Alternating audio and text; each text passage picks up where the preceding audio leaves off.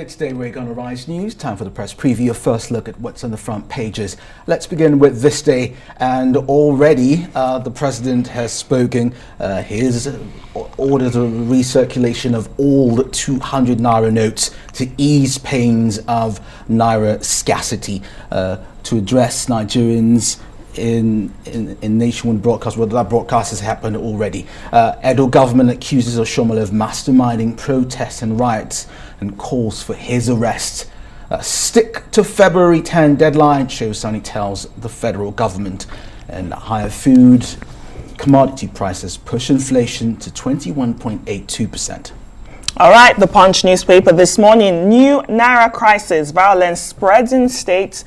3 killed as banks are burnt. Some riders there. Violent protests rock Delta, Edo, Ondo State, Oyo, Kwara, and Benue states. Supreme Court maintains anti-deadline order. 7 states join a legal battle. And now President Buhari has made his own order just moments ago, saying the CBN should recirculate the old 200 Naira notes. Some people might say this is good news, as it will ease the pains of the citizens and also in turn help with the cashless elections that President Buhari has been pushing for. Those leading photos there are of the protests across the country. There's one in Benin, Warri, Akure, and others. More headlines here. Amechi absent at Tinubu's rally in Rivers State. The Nigerian Tribune owed Naira notes. Well, there was rage in the streets yesterday on Wednesday, but now the president is giving his order, and the old Naira 200 Naira notes will be recirculated, and more people will get to have them.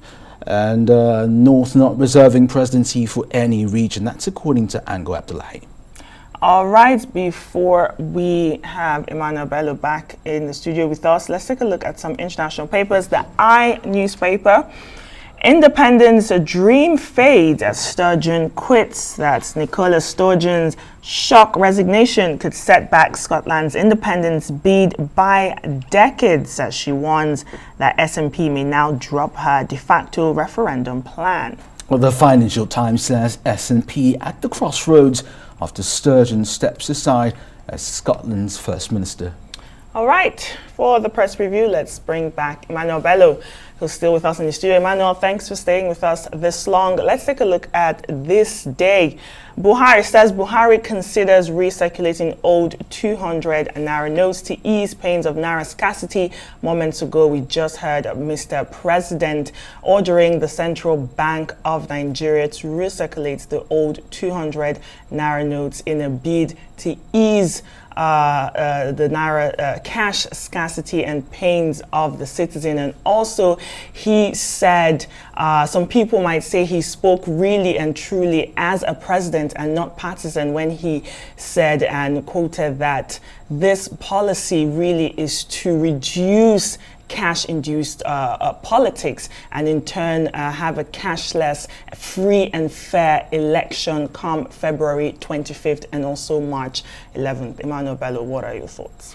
Well, I think that a lot of Nigerians are in agreement that the president got this right, and that the momentum is on the side of the president in saying that, look, we need a cashless election, an election where you and I are not going to be unduly pushed over by monies. Of course, politicians who have actually stacked money away, especially in those 500 Naira notes and 1,000 Naira notes of the old cash, we find this a bit very painful and, of course, doesn't go their way. Some people will even say that, look, it's the president's own way of bequeathing on us an election that is not tainted by cash, tainted by undue influence. I've listened to a lot of people on the streets, and they say, well, look, we don't have a problem with the cashless crisis. So, and so some of these protests you're saying, some people even say they're induced. Basically, for instance, is accusing Oshomole in one of the story of being the one masterminding some of the serious attacks on banks and the agitations and the protests and all of that. Oshomole has fired back to say, look, it's nothing to do with me, and that they should look elsewhere for the blame if they want to blame anyone. But if you look at the biggest voice, those who are really against this policy, funny enough, seem to come from the party, the APC. They seem to be the loudest voice when it comes to attacking the president on this cashless policy. Comrade Shehu Sani, former senator, coming out strongly in one of the stories and saying, look, Mr. President, stick to the deadlines and don't shift one bit.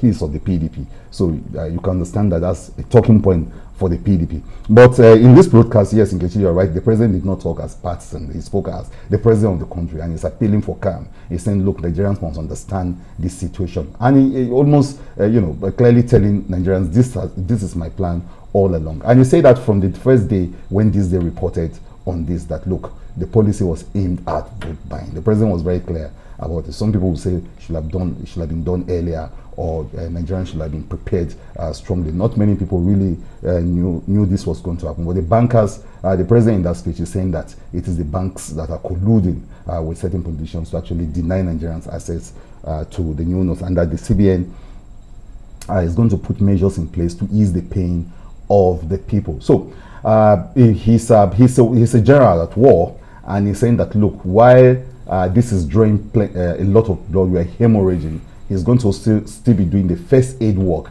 to ease the pain, to lessen the severity of the anger and the anguish that is felt out there. But that this is necessary. It's like talking to your patient, practically telling him to calm down, that you know what you're doing. You're administering the drugs, you're administering the injections, and you're telling the patient to just take it easy because this is necessary for his survival. Emmanuel, the governor of the Central Bank of Nigeria already spoke. He spoke earlier, and he's criticised those who've been hoarding the new notes, and also point of sale operators, POS agents, who've been charging more than 100 or 200 naira for those who are trying to make withdrawals. The CBN governor would be at ease following this speech from the president, wouldn't he?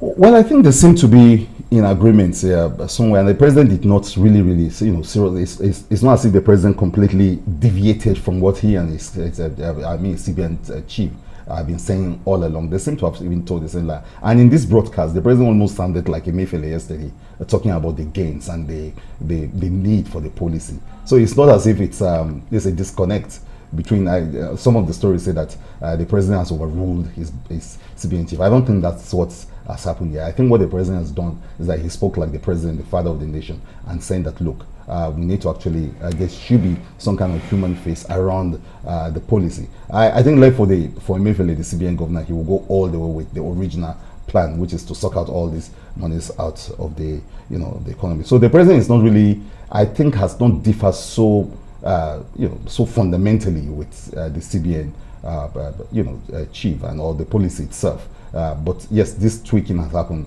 and it's the president is very clear about it, that it's just to ease those pains before the big election. But the big picture, the fact that you want a cashless economy or you want a cashless election, is still there, and I think that's what shares in common with the CBN chief.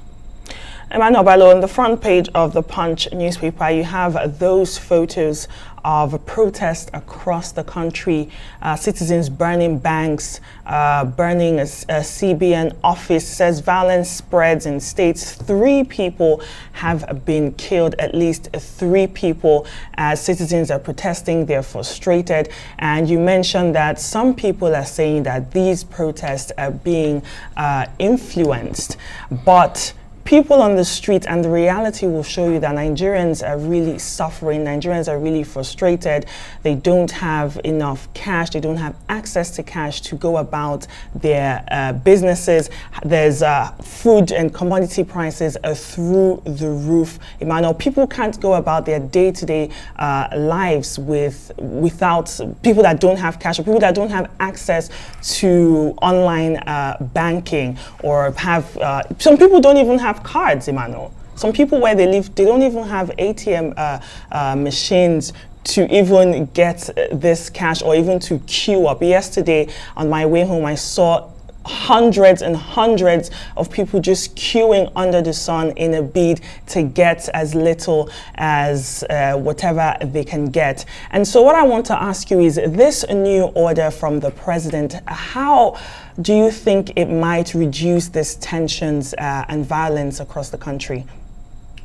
Yeah, I think when the president spoke like the president of the country, and he's saying, look, I feel your pain, I understand those things you are talking about. He said, look, I know that, I know what people are going through, but you see, the president did not stop at that. He's actually tying our current crisis to unscrupulous politicians who are in conjunction. Yes, with but Emmanuel, that's what the president is saying. Just to cut you off, I'm sorry about that. These unscrupulous politicians or bank officials that the president's talking about, the CBN governor's talking about, they're stashing all this cash under their pillow or in the sockaway or wherever they're stashing it. Why don't we know these people? Why aren't they named and shamed? Why do we have the security agencies only capturing these POS agents that are collecting 1,000 or 2,000 Naira commission? All these politicians or bank officials that are hindering this cash supply in the society, why isn't anything being done about that? Why are we just talking about it like it's some gossip or some hearsay?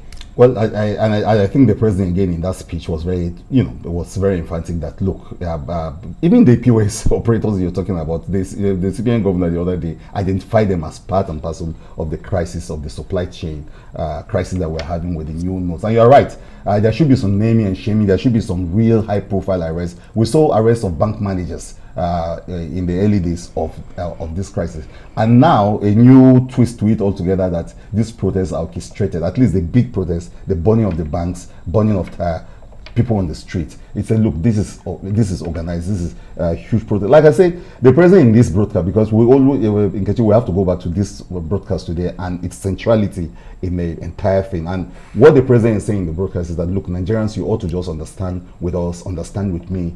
This is surgery that we need to do. You have to go through these pains. They are teething problem, but in a matter of days, it will be over. I think all he's targeting is the election. Let us just have an election that is not corrupted or is not unduly, tainted with slush money that can be used anyway. So that's what the president is gunning with his speech. And like you say, the protesters are there, the pains are there, everyone is going through some. And I think every Nigerian has got a story to tell about how they are going about their lives now. We've never seen anything like that. It's actually unprecedented.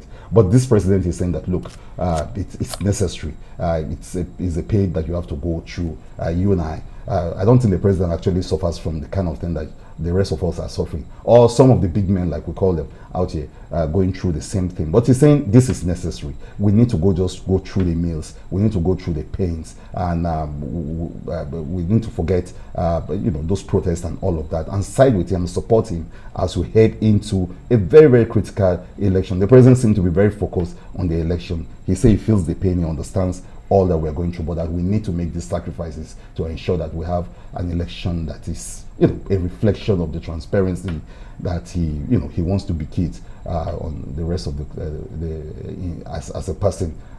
I think the president is seeking redemption with this. He wants a situation where he will be the one that will usher in a better day, a new day for the rest of us, and that's an election that we can all trust and will be all proud of. And maybe this is the sacrifice, according to what he's saying. What he said, the sacrifice we need to make to bear with the president and bear with this policy for a cashless election up ahead. Kenneth. Let's wait to see how it pans out. Thank you so much, Emmanuel Bello. That's the press preview. Let's hear your view on all the burning issues. Follow us on Twitter at AriseTV.